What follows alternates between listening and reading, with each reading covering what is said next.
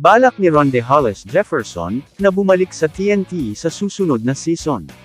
Sa ngayon, wala pang plano si RHJ na pumirma sa ibang club team, dahil gusto niyang gumugol ng oras, kasama ang pamilya, at bumalik sa buong fitness. Plano ni Ronde Hollis Jefferson na bumalik para sa TNT sa susunod na season. Matapos manalo ng 2 kampyonato sa PBA 49 season.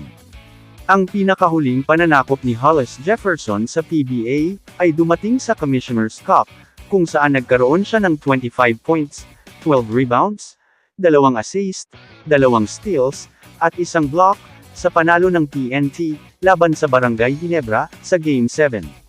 Walang dahilan para magsagawa ng pagbabago ng import ang TNT, sa susunod na season. Tinulungan din ni RHJ ang Tropang Giga, na makuha ang titulo sa Governor's Cup, noong Nobyembre, kalaban din ang Ginebra. Ang Best Import of the Conference Award na napanalunan niya, sa Commissioner's Cup, ay ang pangatlo sa kanyang karera. Naglaro si Hollis Jefferson sa pamamagitan ng pulled hamstring at groin injury.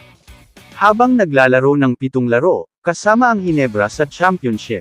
Wala siyang planong maglaro para sa ibang club team, hanggang sa masuri at gumaling ang mga pinsala. Ibinalik ni Ronde Hollis Jefferson ang katayuan ng TNT, bilang PBA powerhouse.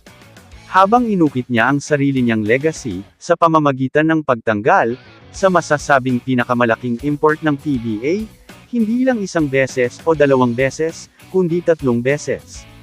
3 finals appearance, 3 championship, at 3 best import awards. Pinatibay ni Ronde Hollis Jefferson ang TNT Tropang Giga, ang kanyang pwesto sa PBA history books, at ginawa niya ang lahat ng iyon, laban sa maalamat na si Justin Brownlee, at Barangay Ginebra San Miguel. Kamusta mga idol? Sports Zone PH para sa sports news and update. Kung bago ka pa lamang dito sa channel ko, pindutin mo na ang subscribe button at notification bell para lagi kang update sa mga sports news.